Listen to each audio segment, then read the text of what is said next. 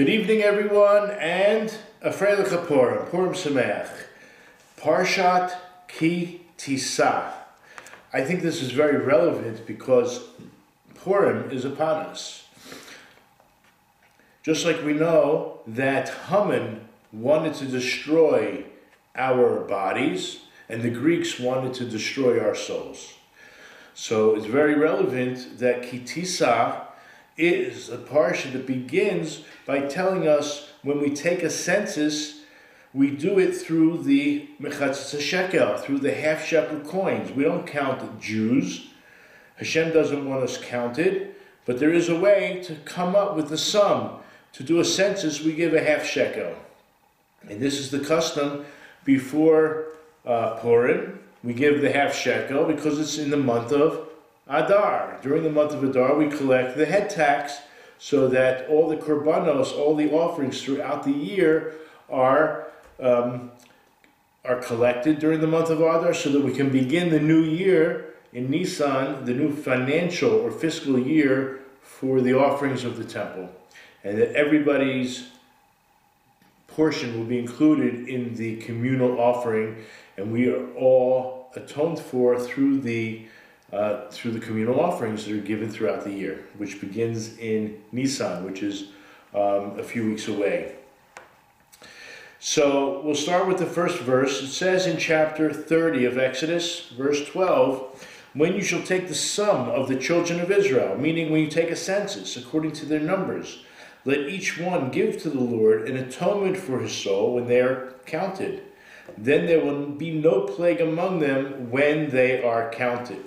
So the Kli Yakar explains that every time that the word Nasiat Rosh is used in connection to accounting, something very extraordinary is taking place.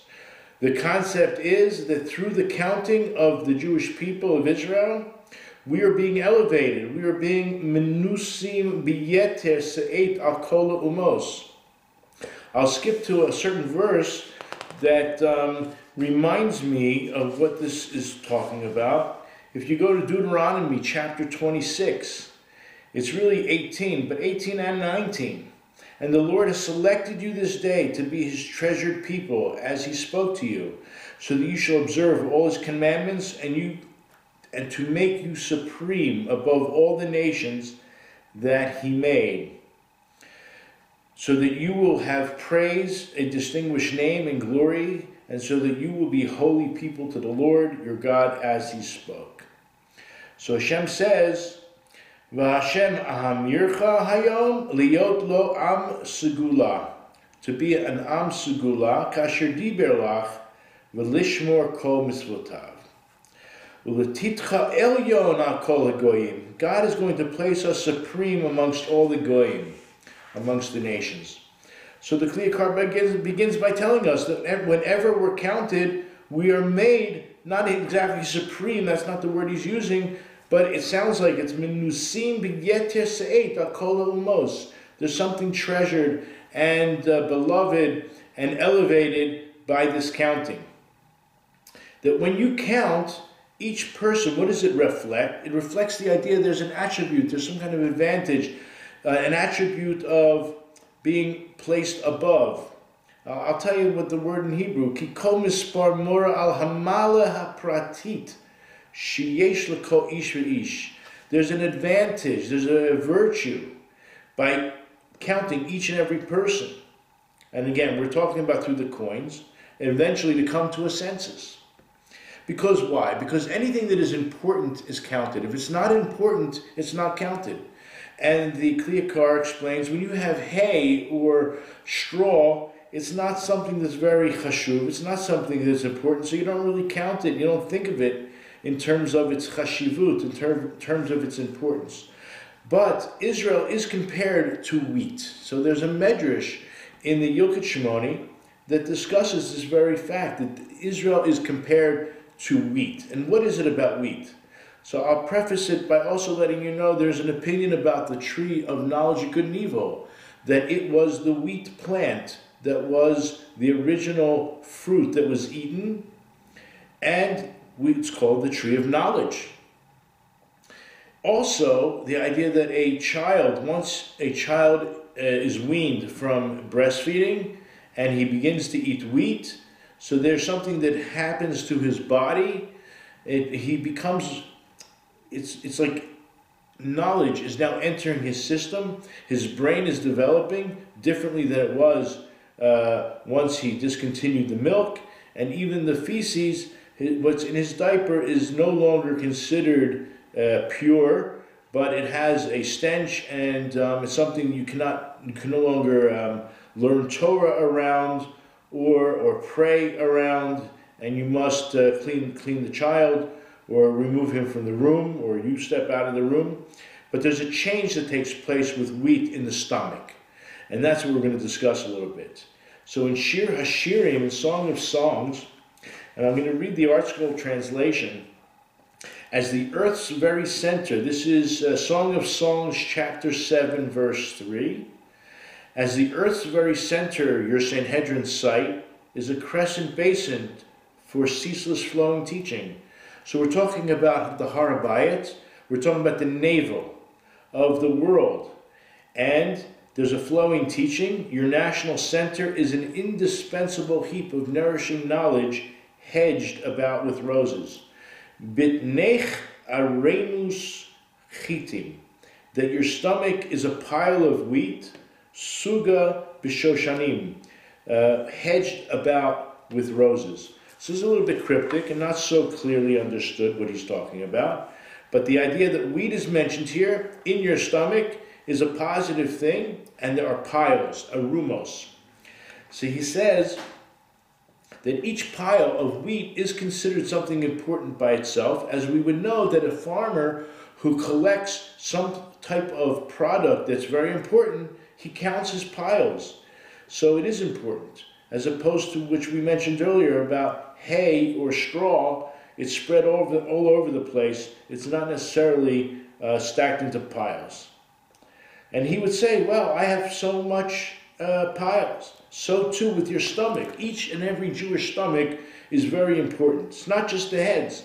As our pasuk says, when you count the heads, and the Kli Yakar mentioned at the very beginning, whenever we talk about Nasias Rosh, the lifting of the head, so to speak, in respect to counting, something is going on. But he wants you to know that this whole medrash is brought in, the idea of the medrash saying that Israel is compared to piles of wheat, or wheat in general, is because this is something you should not say. Don't even think for a moment that it's only from the aspect of the head that the Jewish people are separate or supernal above the nations. Right? You could say, okay, the Jews are very smart, they have a lot of wisdom, they're doctors, they're lawyers, they're inventors, and accountants. Because, okay, the name of God is called upon their heads. Maybe you would say, mistakenly, that it's only upon their heads, dafka specifically. But when it comes to the beten, when it comes to the stomach, no, everybody's the same. We eat the same, we have the same things in mind. Don't think like this. And continues his thought, what not to think, that everyone uses food in the same way. That all the usages of the body are the same. But no, guess what? There is something unique about the Jewish stomach. Okay? There's a holiness, not just in the head. Don't be mistaken and think it's just the Jewish head. As we say, Yiddish cup. No, even in the stomach there's holiness. And what did I say earlier when we started this class? That the Nazis, that Amalek, that Haman, they wanted to wipe us out physically. Guess what? There's something very physically different about us. Why? Ki einan oichlim kiim el pi Torah, al pi Torah. We eat according to the Torah. The Torah tells us what is forbidden to eat, how to eat, what kinds of mixtures of food we can or cannot eat. Kosher laws. Now there's a verse in Mishlei, that would be Proverbs 22:18.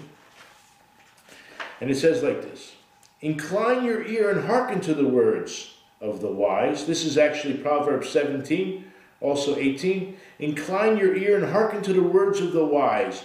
and put your heart to my knowledge.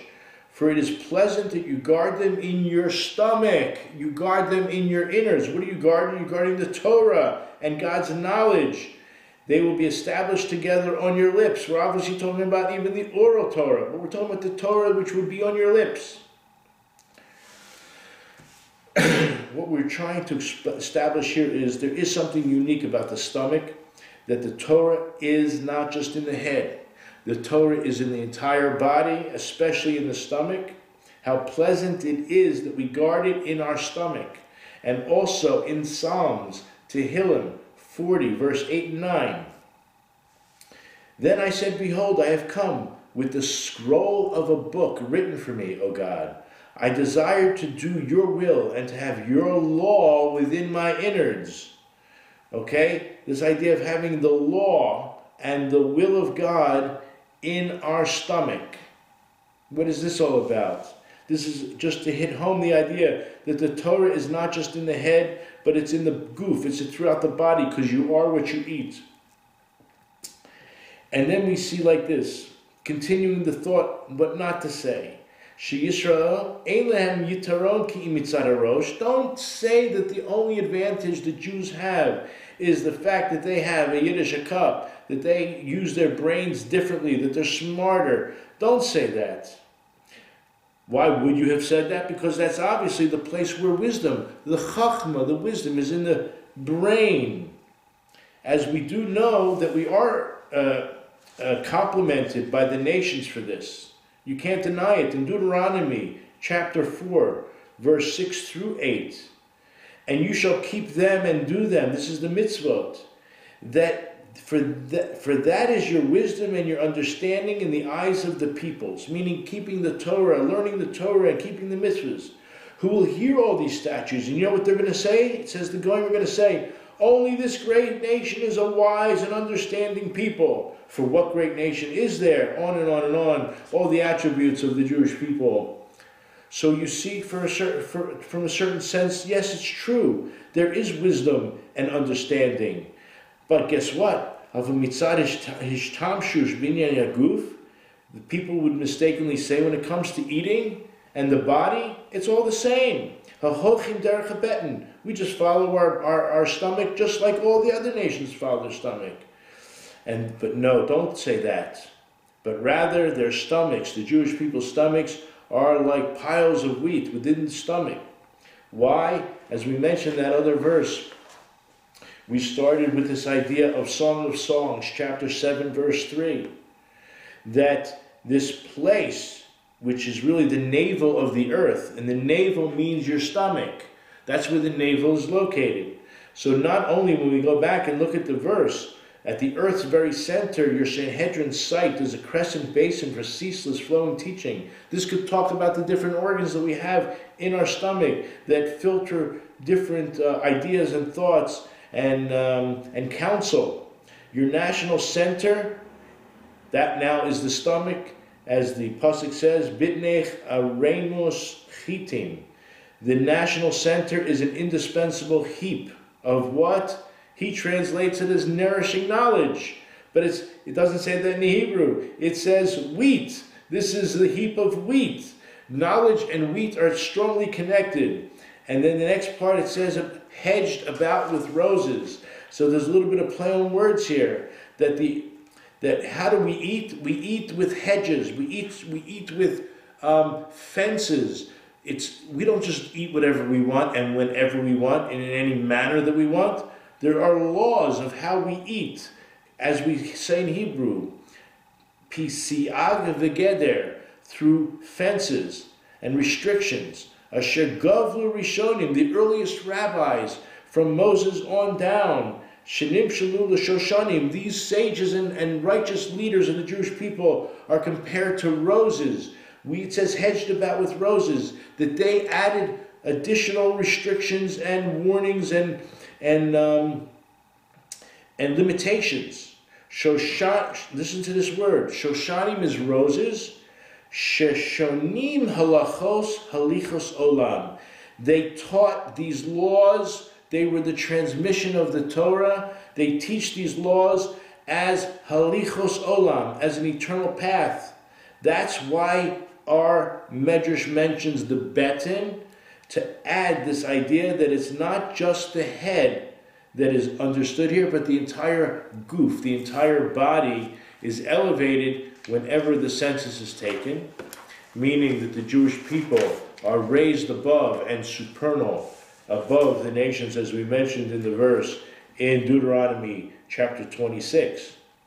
Look at that verse up again. And I just wanted to conclude here to tell you, a Purim Sameach, we should elevate the physical world through our drinking and our eating, and by giving gifts to the poor and giving Mishloach Manot, presents to our friends, and the truth be told, to people who we may have had problems with through the years or recently, to make up with people so that we spread the love. Because not only do we intellectually or spiritually understand that we have to love every Jew, but we have to act on that and bring it to action in this world and send gifts. So I wish you all a Freilich Purim, and Ki Tisa is no coincidence that it falls out on the week that Purim does as well. All the best. Till the next time.